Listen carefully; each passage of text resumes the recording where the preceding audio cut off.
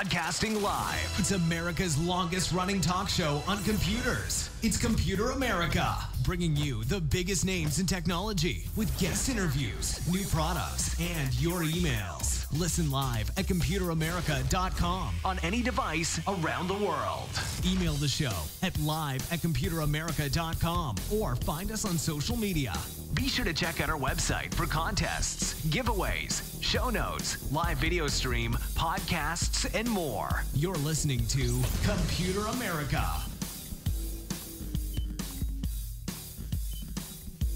Hello and welcome into the Computer America Show. We are the nation's longest running, nationally syndicated radio talk show on computers and technology. I hope all of you are having a great day as we get, as we round out the week of another 5 days of great shows, and we have another one lined up for you where we will be talking in just a moment to a company called Bay Tek Games. And yeah, they're here to talk about their new game and, features of the game, as well as, just being a game developer in general. How is that going? So yeah, and, but before we get started, a few things I should mention, including computeramerica.com. That's where you'll find everything from a link to our guest website to, any articles that we do later on in the program if we do computer and technology news, as well as, just anything you could possibly want with today's show right there on the homepage. Also, while you're there, be sure to check out the social media contest, which is brought to you by Logitech. And yeah, we will be giving away a prize today live on the air. So if you entered, there's a chance for you to win. And let's see. Last thing is the video portion where you can watch Computer America and not just listen. So you can, just experience the show in a bit of a different way. Not mandatory, so radio show, but, we give you the option. So I think with all that being said, we're just going to go ahead and jump right into our interview. So joining us today, once again, Bay Tek Games. Joining us is Holly Hampton. She is the Director of Marketing and Innovation for the company. So let's just bring her on. And Holly, how are you today? I'm great. How are you, Ben?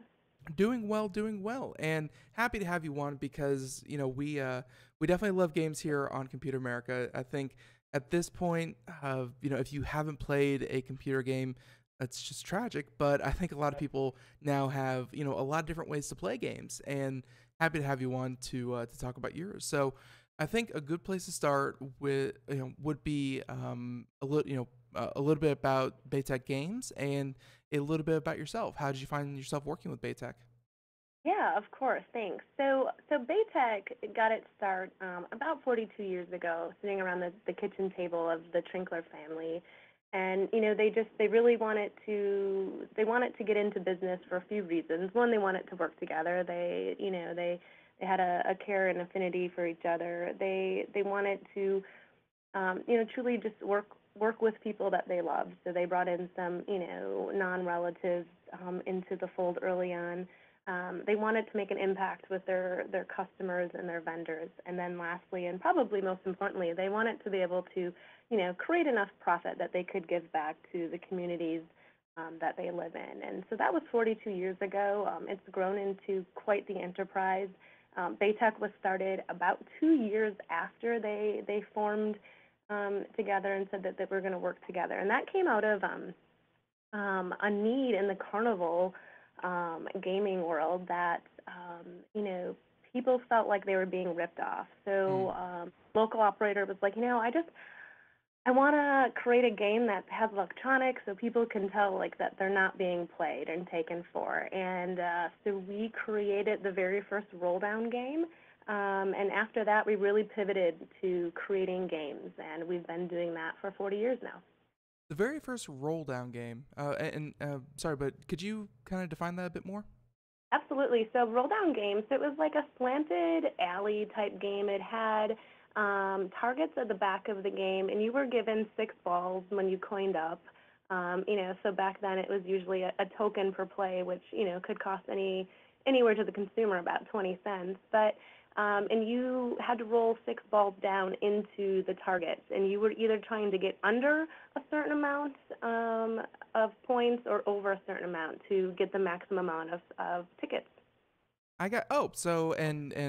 apologize if you're purposely avoiding kind of brand names here, but Skee Ball immediately comes to mind. when I was growing up, we had an arcade right down the street that had a whole bank of like 15 of them, and Right on. yeah, and it's interesting because they had what feels like the original ones where it was just it was just the rings, the plastic.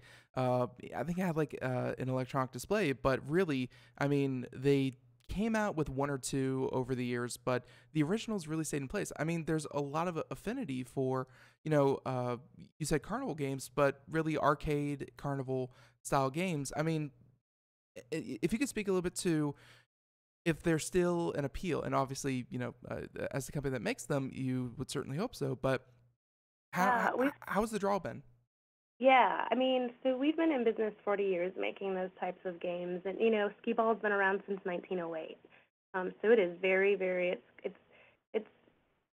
tried and tested. It's Yeah, gone through a couple world wars, 8 or 9 acquisitions, I believe. So it is a very beloved game, and for we make about 30 different types of arcade ticket redemption games in our portfolio right now, and we're having such a growth sector. I mean, I think people really want to get out and play and socialize. There's still a need for PC gaming and apps, and we just launched an app earlier this year. But certainly, people want to get out, interact, socialize, and we're seeing that in just our sales numbers. So, and in just growth. I mean, there's a few of the marquee type locations, Dave and Buster's Main Event, and they're opening at a pace that is I've never seen it in the 17 years I've been at Bay Tek. very, very cool. Yeah, and so that's actually very interesting because there was, I think, maybe like a decade ago when consoles and video games first started coming out, and they said that this was going to be the death of the video game arcade. And don't get me wrong, a lot of them unfortunately did go away, but the ones that were, the ones that managed to stick around through like a 5 or 6 year drought, it's, maybe you could speak to this better than I could, but there's something about going somewhere with your family, getting out of the house, and physically, throwing a ball or physically, mashing a button that people I think are rediscovering. Yeah, for sure. I mean, so yeah, the coming of the consoles for sure, Ben. You're correct. It really hurt the video arcade industry, and kind of, and so unintendedly, it helped the ticket redemption. So when Mm. I started, a game room would consist of up to 80% video games and 20% ticket redemption games, and that has absolutely flip-flopped now. And so a typical game room will have up to 80% of its ticket redemption games, the games we make, and less video games. But it did impact a few companies, and unfortunately, but there are a lot of really strong companies out there. I mean, Raw Thrills being one of them, making great video games that they're putting them in just different experiences with the seating and the motion, and so it's a little bit different than maybe you can get at home, and it's people just want to go out and be entertained, have social interaction, and it's at all levels. It's at the family level, it's at the millennial level, it's grandparents wanting to take their grandkids out and just spend time where people can take an hour or so and put the tablet and the smartphones down and just enjoy each other. Right. Go No, to competition, right? yeah. And I mean, shout out to my local one that I spent many weekends in Lake Worth, Florida at a Fun Depot. And I spent a lot of time and a lot of money there, and it was a lot of fun. I'm glad that they're definitely still around. So we have a question here concerning about the toughest part of your job on a daily basis. And, again, Director of Marketing and Innovation. So if you could define, kind of what your responsibilities are, but also, again, what are the tough parts? Because, these games, you mentioned that, a couple of them, they are tried and true. They've been around for 100 years plus. Other ones are new and being able to, innovate on what, you already have. That can be kind of hard. How, what is the toughest part of your job? Yeah, I mean, so basically, then the overarching part of my job and the goal is help the company grow. And, so from the high-level director of marketing part, that's just, more strategic and helping make sure that we're going down the right path. But then the innovation part is probably the most fun part and the newest in the past couple of years. And that's trying to help us grow outside of our current channels. So we look at different kind of recurring revenue strategies. And again, with our brand Skee-Ball, it's been a really amazing year and a half owning that brand and the things that we've been able to do with it. So that's a lot of fun. But the struggle is, the struggle honestly is we are so busy and we have so much going on that we are consumed with meetings. And I don't know if this is going on in other parts of business, but we are meeting and conference call, focused. And so I feel like the toughest part on just a day-to-day basis is getting stuff done and finding time to block out to just think and dream and strategize, because we get caught up in, collaboration, which is a beautiful thing, but certainly I think it's really important to find time just to, get out of the office, go take a walk, go, just go and dream. And that's where I think the real great ideas and concepts can come from.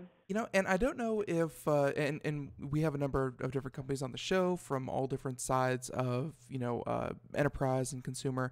And there, I think it was, maybe not Slack, but there were different corporate kind of ways to kind of implement a Facebook-like experience, but only between coworkers.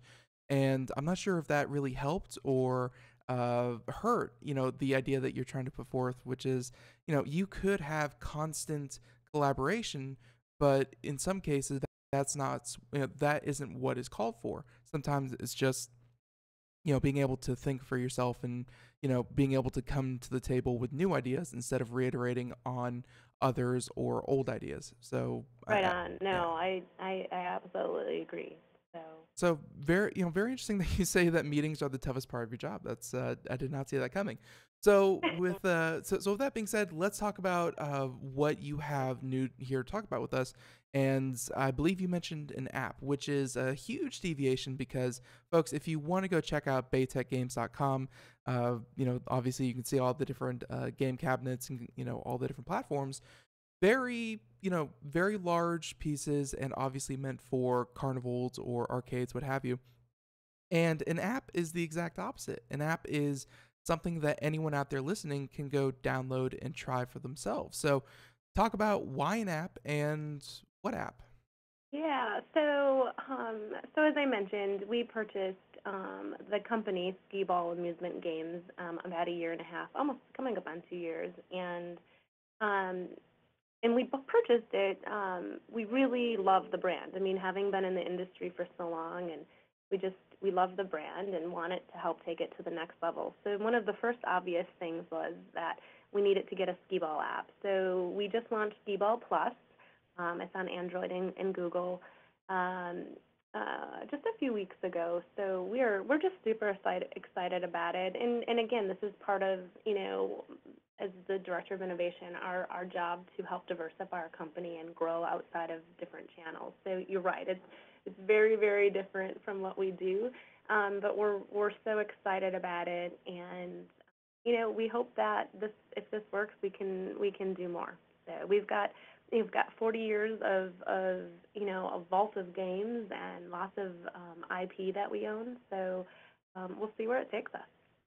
So talk about the the actual game, because the things that you can do within an app in a virtual environment are certainly different than I think some of the safety concerns people would have in the physical world, because you could have I know that by playing a lot of Skee-Ball that control and power certainly matter when you're trying to get high scores, things like that. In in a virtual environment, in a video game, I can see a lot of people, going crazy. You can throw multiple balls, or you can throw as hard as you want. You aren't limited by some of the physical restrictions of the game. Did that lead to a different experience? Is it still Skee-Ball at its heart? Yeah. So we clearly have the classic Skee-Ball in there, and that's my favorite part of it is we modeled the classic playfield off of our Skee-Ball Classic. and you play it like the regular arcade game, and it's great, and it's fun, and it's a time burner. But one of the cool things about Skee Ball Plus is we wanted more stickiness to it, more play value. So we added a feature where you can unlock multiple gameplays. So instead of just the classic rolling 9 balls up to try to get your highest score where you're accruing tickets, just like the arcade game, we created just fun different variations. And I love the fact that we gamified, 109-year-old brands. Like it just so you can play a game. My favorite is Call Your Shot. So the game actually will light up a target, and you have to hit that target, and you can't move on until you only hit that target and kind of, call it out. So you have the ability to lock multiple different gameplays, and then we threw in, Skee Ball is a brand. Skee Ball is a trademark. The play field and the play pattern is not patented. It's not protected. So we went ahead and threw in a bunch of different play fields so that you're still playing an alley roller where you're rolling balls up the ramp into the play field and just having fun with that, so people can continue to have different challenges and keep them, give them a lot of play value and a lot of fun for something that is, people understand pretty easily the gameplay. Right. So, and speak to the app, because the user experience, I'd assume, is pretty similar to the physical experience. Do you play for tickets? Is this a high score? Is it competitive, multiplayer? What are some of the features of the game? Yeah, all of the above. So you're playing, each game you're playing for tickets, and those tickets, once you earn so many, that is what allows you to unlock new games and play fields. So there are in-app purchases where you can buy ticket bundles to help you, move faster along the process. There's also different kinds of power balls that you can use to help you unlock other different types of power balls. So it's just there's a lot to it beyond just your like typical rolling 9 balls up the ramp. And yeah, we're excited about that. And then my second favorite part beyond unlocking all of the different games and playing speedball and trying to get as high of a score as you can, Right. and playing horse, and I mean there's all sorts of fun games in there. But we also created a few different, well, 2 types of leaderboards. So we have a global leaderboard, and so that's great. So that is like your just overall app. But then we created leaderboards for each gameplay and play pattern. So you could be the leader on horse on the classic play field, but maybe you're not even on the global leaderboard. So it depends on maybe what you really find. I really like this gameplay and this play pattern, and you work really hard and you make it on that leaderboard. And so it's all tied together. So there's one overall arching leaderboard, which is pretty cool. But then each individual game there's a leaderboard, and I think we like, as a society, we like achievement, and we like having bragging rights, and so I really like the leaderboard aspect. Absolutely, and well, it definitely ties in with the original game, because, or at least the physical one, because I always remember there'd be a displayed high score from I don't know how often they reset them, but it was always super high. I'm never able to get it, but just being able to compete against others, certainly something that you definitely wanted. So let's Yeah. yeah, so let's talk about we talk about some of the different features of the game. Just real quick, available iPhone, Android. Yep, it's available right now on both platforms, correct? Very Yeah. cool.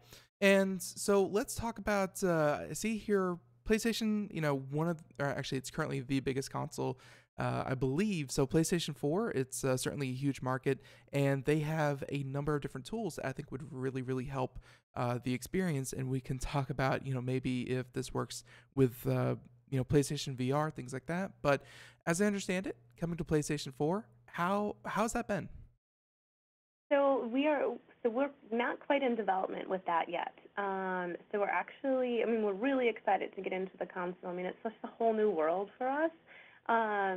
So PlayStation 4 will come after Nintendo Switch. So we're gonna focus on Nintendo Switch first, One, we feel the motion control with Switch really lends itself well to skee-ball, and, cross our fingers, we hope that, the skee-ball can be to Wii, or to Nintendo Switch, I'm sorry, as bowling was to Wii, right? I mean, bowling was such a fun game on Wii. It was just this very cross-generational, beloved game. It worked well with the control, and, we feel a similarity there with skee-ball. So we're working on that. We're going to launch that then Q1, hopefully earlier than later. So we're pumped about that, and then right after that, we will start working on the other platforms, including PlayStation 4. Very well said. And getting back to the app now, we looked it up here on Android and I'm sure on iTunes as well. You mentioned that Alley Rollers, the play style is not copyrighted. I feel like even if it was, you would have imitators because that's just what the App Store is. There's a lot of people that see something successful or they try to capitalize on something that people are familiar with and just tweak it barely enough that you can say, oh, that's a complete ripoff.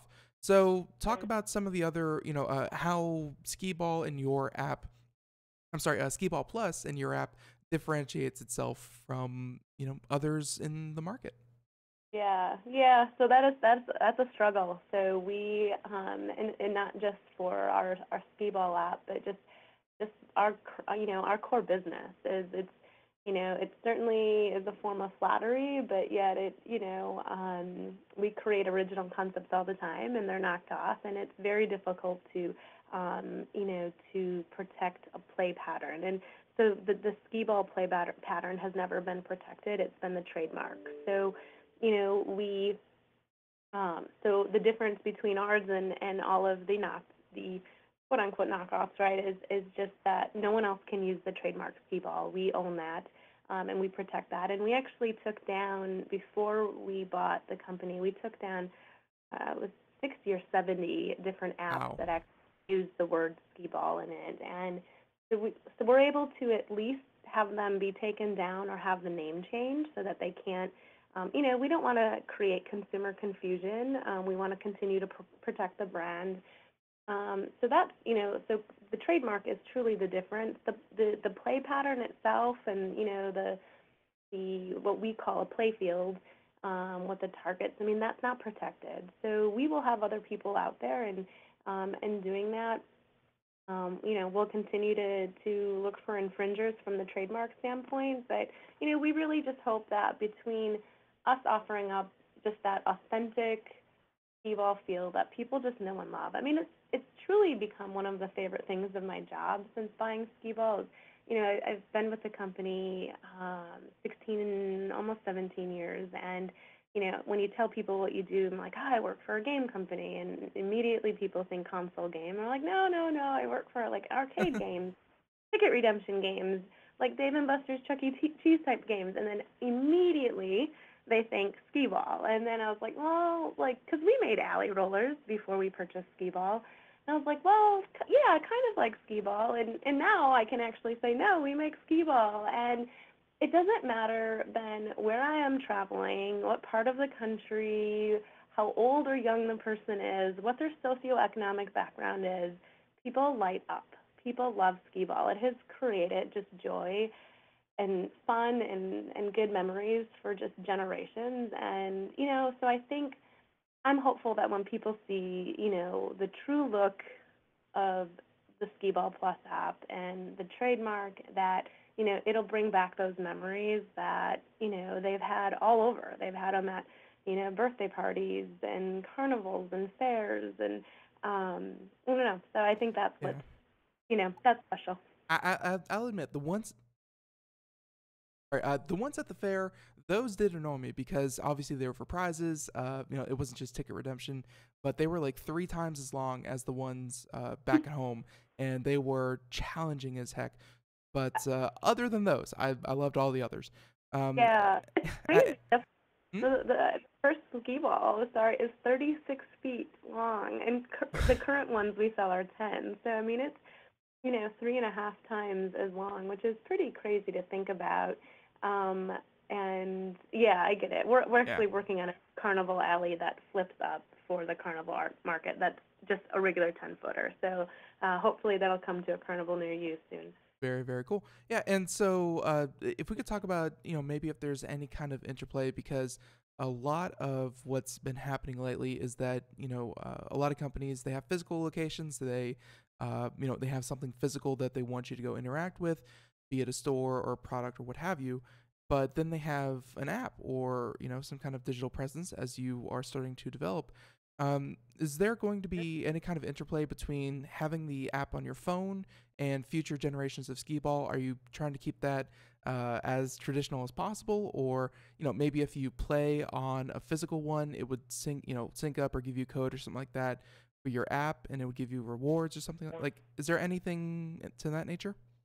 Yeah, I mean, we have a project that we're working on with virtual prize redemption, and we hope to connect that to, whether it's this app or future apps for sure.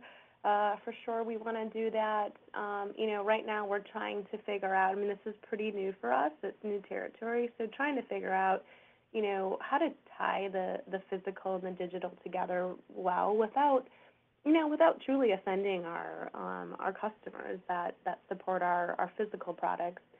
So we want to drive business to the location. So if there's a way we can figure that out, through using apps and different types of digital media, we certainly want to do that.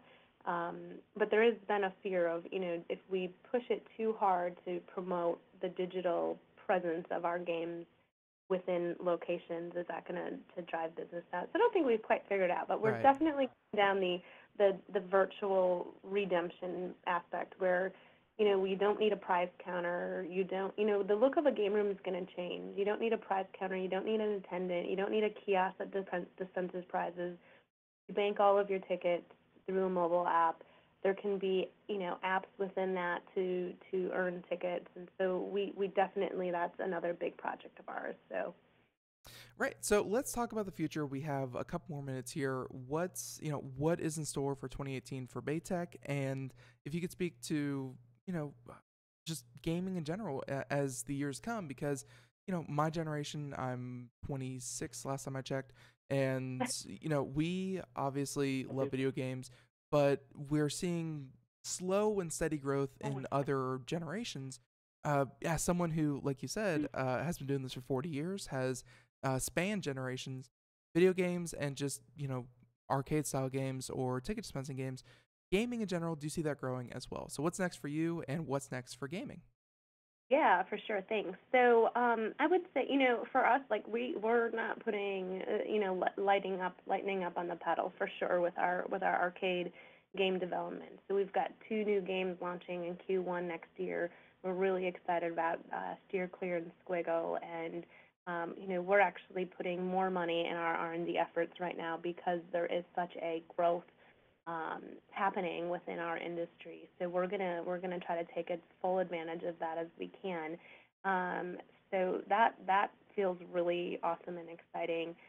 From a skee ball standpoint, from that brand, we're really excited to we'll be launching with a couple toy companies 2 consumer products next year, where again, helping bring skee ball, the experience, home to you. So we're excited about that, and this growth, it's not going to last forever, but I think people, I think something to remember is it's amazing when the stock market crashed in 2008. Our business actually started to take off, which we were really lucky, and it took off because as families became more conservative with their discretionary funds. And they were giving up the big Disney family cruise that would have cost $10,000, but they still wanted to go out and enjoy themselves. So maybe they were going to an indoor water park that was local, or a bowling center, or just an arcade that Right. Food. And so they were spending maybe a little bit more money here and there, and our industry felt that impact, and we had a growth segment after the downturn in 2008. And just real quick, Holly, music means we're going to take a break. Would you mind staying over just for a few minutes to wrap this up? Absolutely, yeah, I'd All love right, to. so perfect. So everyone out there, we'll be right back. More Computer America, more Bay Tek Games. Right after this, stay tuned. We are all Brother Wolf. 10 years ago, a group of locals banded together to create positive change. We took animals into our homes, held adoption events at local retailers, and talked to the community about our mission to help build a no-kill Asheville. A decade later, we have achieved so many victories for animals in need. There's been so much progress, yet there's still so much to do. As part of our year-long celebration, we encourage you to become a member of our special Compassionate Circle program. With a monthly donation of $10 or more, you will have behind-the-scenes access to the work we are doing at Brother Wolf. Our goal is to reach 1,000 members because we receive no government funding. Working together, we can help build and sustain no-kill communities. Learn more at compassionatecircle.bwar.org. We are a 501c3 tax-deductible organization.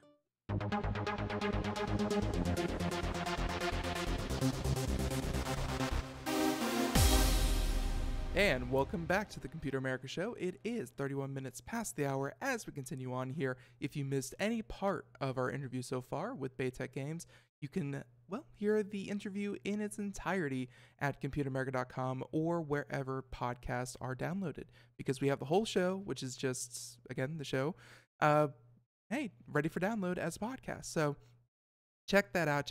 But we continue on, and we are just wrapping up with Ms. Holly Hampton. She is the Director of Marketing and Innovation for Bay Tek Games, and admittedly, this interview has been very dominated by Skee Ball because they have a new app out. You can go check it out. Available, I believe, since mid-November. You can download it for iOS and Android.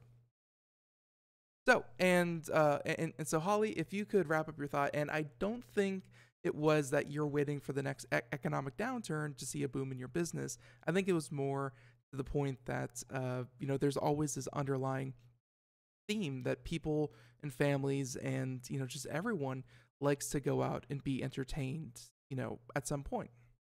Of course, and I think that, at the end of the day, we were meant to be social and we were meant to interact, and so I think a little bit of, so we had that growth after the downturn, but we're having another growth now, and I don't know, quite understand it. It could be the craze with the digital age where people just, they want to go out and interact. You go out to eat you go out to dinner and you see families all, on digital devices. And so I think that our type of business within the redemption world and family and entertainment business is it gets people to get out and socialize and to interact and in friendly competition, right? I mean, so I think that that's going to continue to grow, and so I don't see gaming changing a whole lot. I think it's going to continue to stick around, whether it's the physical arcade games or the digital app and console games. We still desire to be entertained, and we look for rewards and acknowledgement and recognition that we're doing well. So we all want to be winners, right, Ben? Right. And I'll offer you some free market research just from what we, hear from our listeners and from the people that come on the show. There seems to be a bit of a digital exhaustion seems to be setting in. This is just something that I've been picking up, that, people go to their smart devices for socializing, for shopping, for, work, for entertainment, that it really seems like there's a renewed premium on a physical experience. I'm not saying that, your app is destined to fail. No, actually, from what I've seen, it has some of the best reviews of any of, Skee Ball type games out there. So, quality will always shine, but I'm glad to hear that you're putting, or at least keeping, an emphasis on the physical part of your business, because that is something that not a lot of companies can do nowadays. Yeah, for sure. And I think that's probably, like I said, why we're seeing such an uptick, is families want to get out, and, millennials want to get out. They want to socialize. They want to, put the tablets and smartphones down. And, and yet I feel like a game like Skee Ball Plus it's a good time waster. I mean, I travel a lot, and it's like when I want to kind of shut my brain off for the day or the night, or I'm, waiting in the airplane, it's kind of it's a nice time kill, and Right. I hope there's room for that. But thank you so much. Our pleasure, our pleasure. And again, correct me if I'm wrong. $2.99 with purchases of tickets, but tickets obviously, let you unlock certain things that are not crucial for gameplay. So, $2.99 for the base game, right? Correct. Yes. Yep. All right, perfect. So, and everyone, you can go check it out now. Of course, available through the App Store. And Holly, unless we've missed anything, I think. No, yeah, go ahead. It was great. Thank you for your time. I appreciate Our pleasure. it. Our pleasure. Our pleasure. So, everyone, once again, Holly Hampton, Director of Marketing and Innovation for Bay Tek Games. Link at our homepage. And Holly, until next time, thanks for joining us. All right, take care. All right, bye-bye. All right, everyone. So there she goes. And again, you can find more at baytekgames.com. .com, tech being T-E-K, not T-E-C-H. So Bay Tek Games. So with that being said, I think we're going to, surreptitiously in the background, we're going to draw a winner for our Logitech contest, which we will be announcing here in just a moment. But we are going to get started with computer and technology news. And this is a segment dedicated entirely to the latest and greatest tech news that, well, we feel you should know about. So here we go, computer and technology news, brought to you by Fire Dragon Security. Here we go.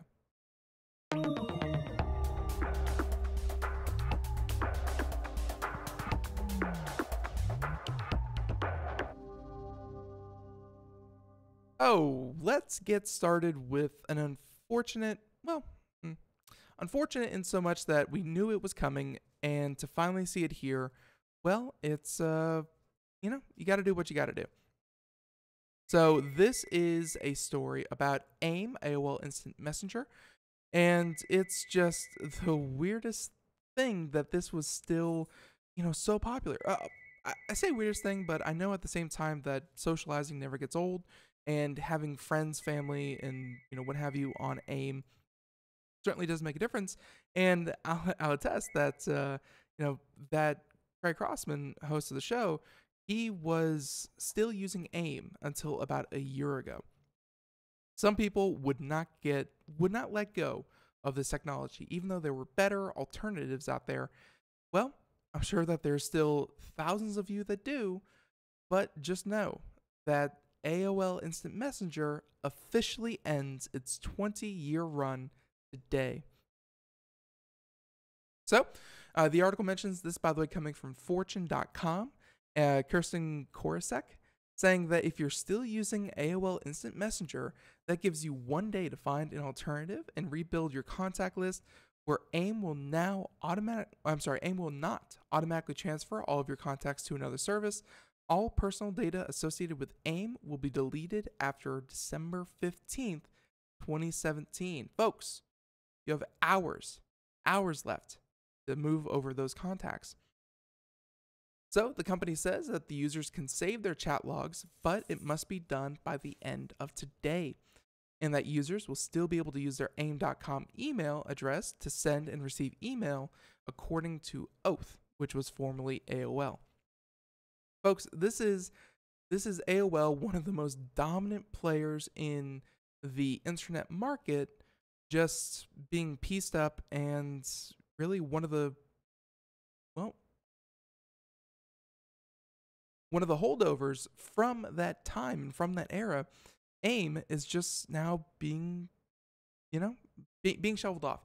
So the death of AOL Instant Messenger marks the end of an era where for many AIM was a key go-to channel for friends, family, what have you. I know personally we used it for schoolwork.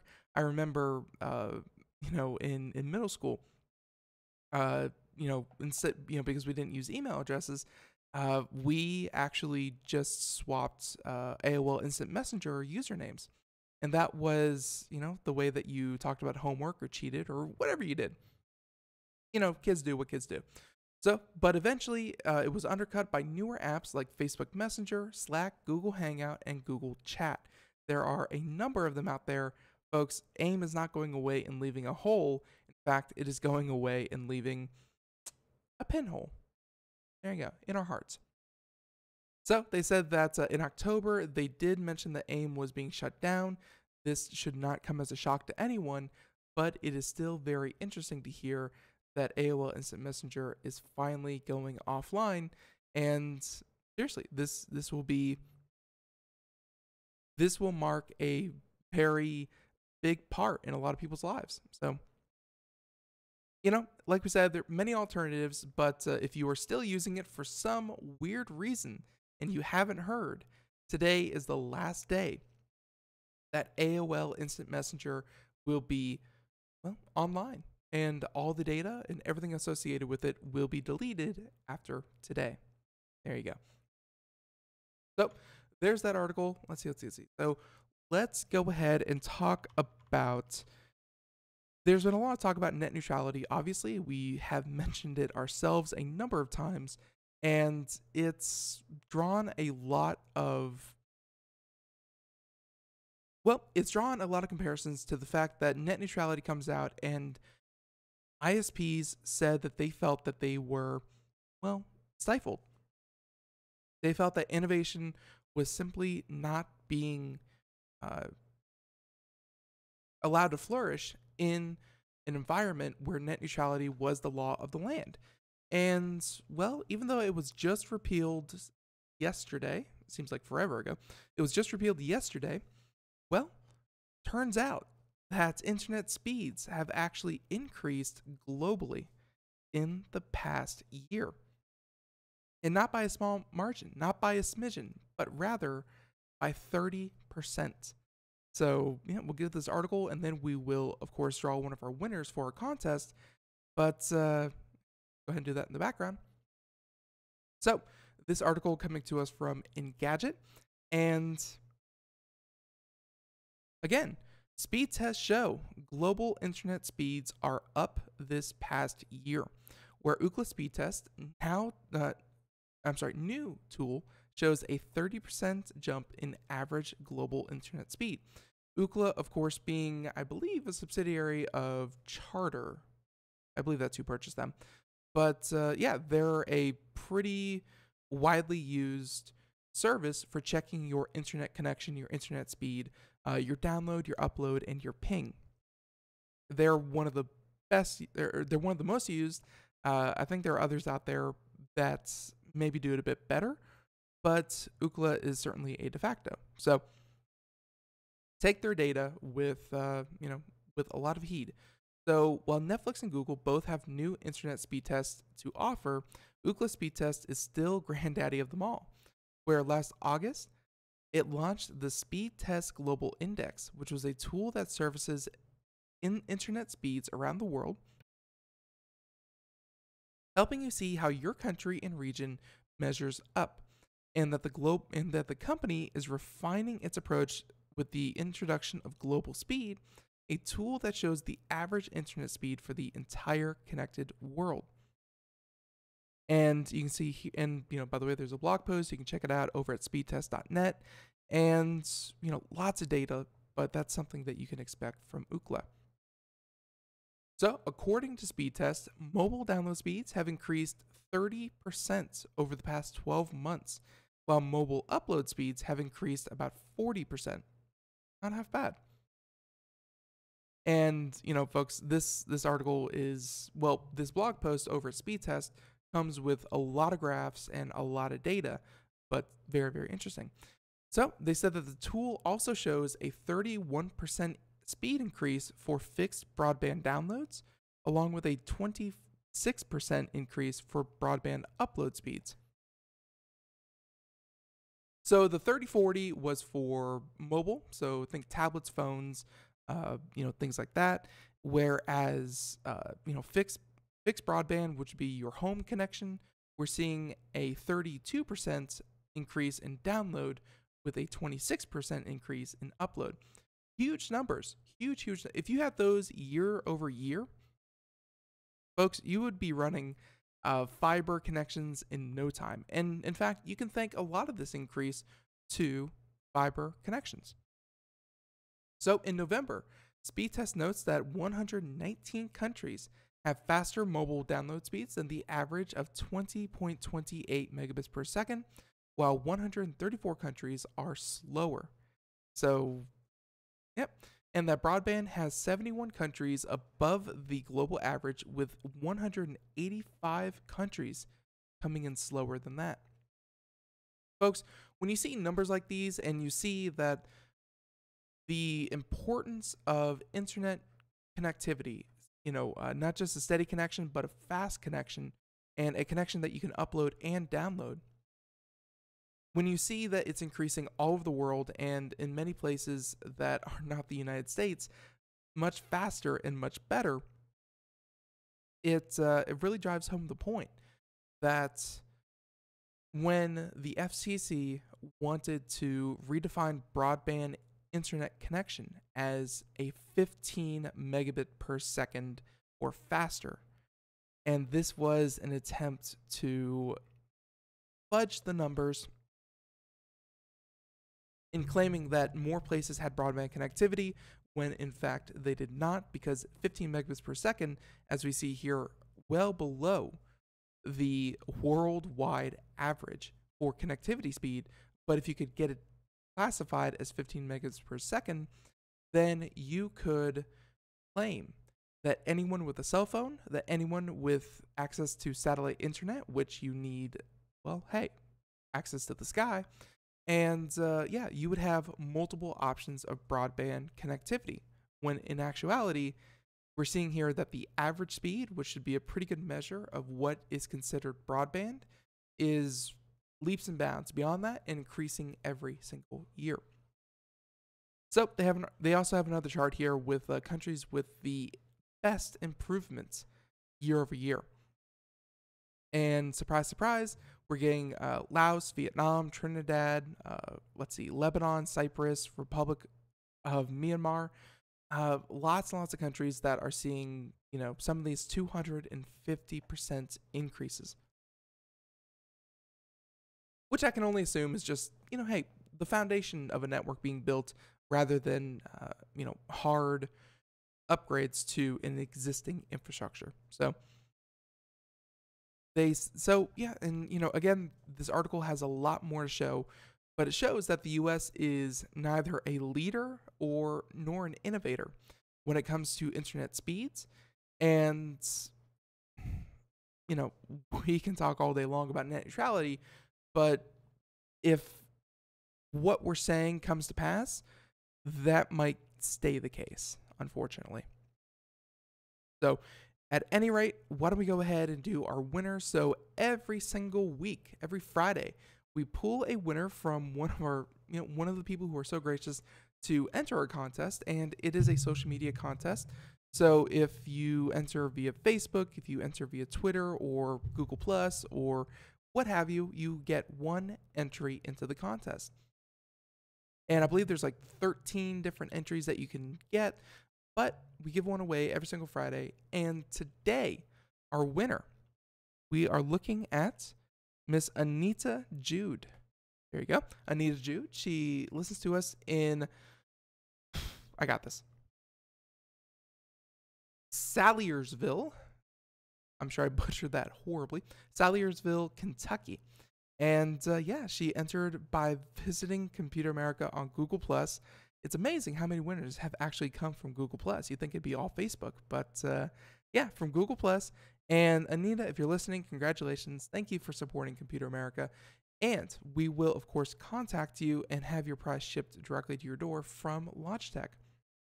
So stay tuned for that. And everyone, if you want to be next week's Anita Jude, well, all you have to do, enter the contest. And hey, we could be announcing your name live on the air here.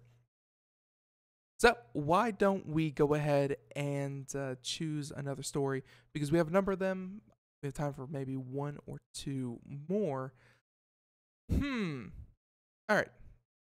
So this is a problem with cryptocurrency that you can only expect to increase as its value increases, as its adoption rate increases. We're seeing a lot more people, investing into Bitcoin, and unfortunately doing, and one of the key features of Bitcoin is it's easy to use, it's easy to transfer nature, where, hey, you can send it to anyone. You don't need approval. You don't need, all you need is the physical address, or at least the public key and the private key. That's all you need. You're up and running, and you can send it to anyone, anywhere without restriction. No one can control whether or not you send a coin, like you do with US dollars. If you try to order a bank transfer, let's say in this case, such as going to from a US bank account to maybe a country that has sanctions against it, the US is fully allowed to block that bank transfer. Bitcoin, no such limitations, and so we get articles such as these, where this coming from Ars Technica, and the feds charge New York woman with sending Bitcoins to support ISIS. Horrible to hear, but again, you can only expect more of this as Bitcoin adoption increases. So, a woman in Long Island, New York, has been charged with money laundering in support of a terrorist organization after she allegedly borrowed money that she used to buy Bitcoins. So, they said that this woman defrauded numerous financial institutions and obtained over $85,000 in illicit proceeds, which she converted to Bitcoin and other cryptocurrencies, where she then allegedly sent the funds outside the United States to support the actions of the Islamic State. Now, they said that the woman next tried to fly to Turkey. Federal prosecutors say that she was ultimately bound for Syria, but they detained her at New York John F. Kennedy Airport.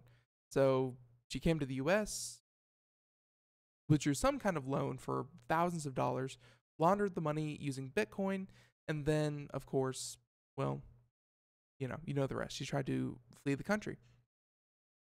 So the press release states that says that the perpetrator fraudulently applied for over a dozen credit cards, which she used to purchase approximately $62,000 in Bitcoin and other cryptocurrencies online, saying that she also obtained a $22,000 loan, which the feds say were obtained through fraudulent means.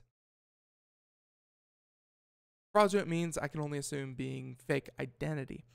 So, we've talked about Bitcoin, we know what it is, and we've talked about the inherent benefits can also be used by anyone for any means. It does not mean that Bitcoin or any of its technologies are inherently evil, just that those who wish to do evil, well, they now have a tool, and they have a tool that is widely used. So they said that mainstream Bitcoin exchanges generally do require customers to provide their identities before they buy or sell Bitcoin, and that and federal prosecutors can often subpoena those records to link a blockchain address to a real-world identity. And with such details, Bitcoin is far from a traceable method to conduct illicit transactions. Now, what we have seen, and this is not a how-to guide, this is public knowledge, so I feel safe in telling everyone this. There are ways that you can apply for a Bitcoin wallet, give it any kind of name you want. It doesn't have to be your name. You can conduct those transactions. Again, you probably do have to, provide some kind of documentation to prove who you are in cases such as these. But you can transfer them to wallet to wallet to wallet to wallet to wallet. Essentially, think a Russian nesting doll of Bitcoin transactions that make it much, much harder for law enforcement to really determine who made these transfers. And I'm not saying that she did this wrong. Her entire purpose for doing what she did was wrong. Folks, don't support ISIS. That should be easy. But we've seen it where you essentially make shell wallets and you fudge exactly where the money is coming from and where exactly it's going, and it does not seem like she did that. It seems like she made a pretty obvious transaction here that could be linked directly back to her very, very simply. So there you have it.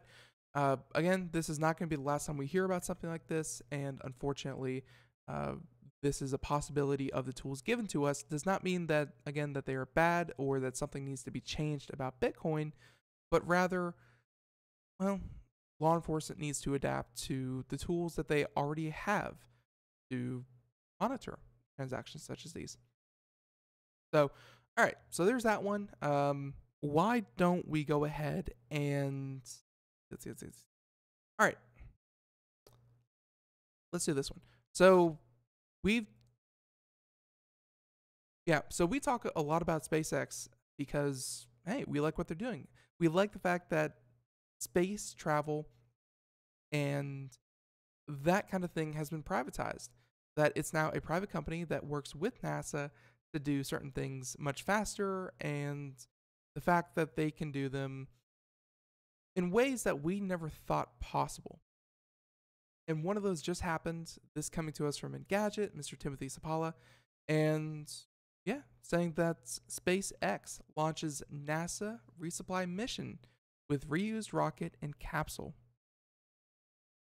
So, saying that both the Falcon 9 rocket and the Dragon capsule were flight proven, i.e. they have been used before. So, let's, and again, this is probably going to be the last story of the day, might not even be able to get through it, but we'll say that today, SpaceX launched its first reused rocket for NASA, and that both the Falcon 9 rocket itself and the Dragon capsule have been used prior to the resupply mission. That's important because that is a huge part of what SpaceX promises to do. They promise to make it cheaper and more affordable for space travel if instead of throwing away essentially, a third of your or 2/3 of your rocket every time that you launch something into space, if you could have them come back and you could reuse them over and over and over again, saves you a ton of money in terms of construction costs and, well, turnaround time. And they said that back in June, Elon Musk, spacefaring venture, put a reused capsule back in orbit. But this trip to the International Space Station marks the first time that they have used a quote-unquote flight-proven booster on a mission. Which again, flight-proven simply being a PR word for, well, used. And based on the live stream, everything seems to have gone well. SpaceX successfully landed the rocket, which means it could potentially make its third flight in the near future. And that the Dragon will spend around a month attached to the International Space Station and will return to Earth on January 13th. And that if you missed any of today's action, NASA is replaying the launch stream ahead of today's press conference at noon Eastern, so just a couple of hours ago. But there you have it. And again, this is what SpaceX had promised to do. They promised to reuse parts, make sure that they weren't stressed or they weren't going to blow up midway, because folks, success in these kinds of things is a huge deal. You want to be right 100 out of 100 times, not 99 out of 100, because that costs you not only a lot of money, but potentially puts, lives at risk. So the fact that they are reusing parts over and over again, and, again, this is the first time that they used 2 reused parts in the same launch, goes to show that SpaceX is fast on their way to potentially bringing us things like space tourism, or, hey, they've even mentioned fast satellite internet. We'll see what happens, but this is an exciting step and you should be happy for them. So there we go. We are just flat out of time here at Computer America. Music means that we are done. If you want to check out anything and everything that we do here on the program, including today's show, past shows, or more, check us out at computeramerica.com. Folks, just to remind everyone, next week, so let's see, December 18th through the 22nd, I believe, that'll be our last day of full shows. Or that'll be our last week of full shows, where we will have 5 days of shows, followed by, well, a full week off for the holidays. So if you like listening to Computer America, don't worry, we'll be back in action January 2nd. And until then, we'll be playing Best of Computer America And yeah, we hope to see you again next year in 2018. But next week, again, we will be back. That'll be our last week, followed by an extended break. So everyone, have a great day. Thank you so much. Can't wait to see you.